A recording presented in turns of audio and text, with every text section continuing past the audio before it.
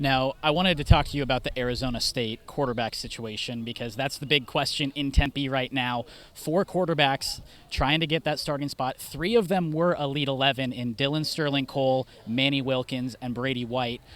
How do you think that those three or four guys are able to separate themselves to get that starting job? Well, Manny's a guy that I've been following since he was a sophomore.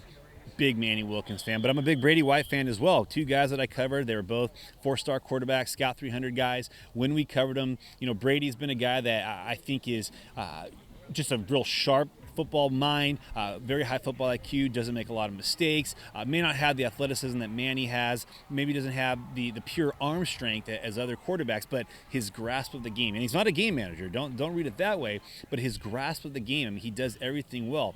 Manny's a little bit more of a wild card in the fact that he still just hasn't had a lot of reps.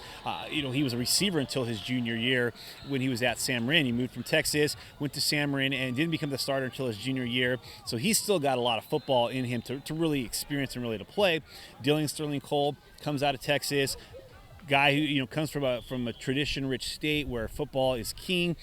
But then you can't completely count out Bryce Perkins because people did that with his brothers Paul. Paul ends up being an NFL draft pick, a two-time 1,000-yard rusher, and Bryce is one of those who may be the best athlete of the four of them, and a guy that I think, you don't want to completely count him out. Now, he doesn't have the experience and the resume in terms of just being a long-standing quarterback because at Chandler High School, you have to wait your turn, and that's what happens when you continually have quarterbacks going to the FBS level.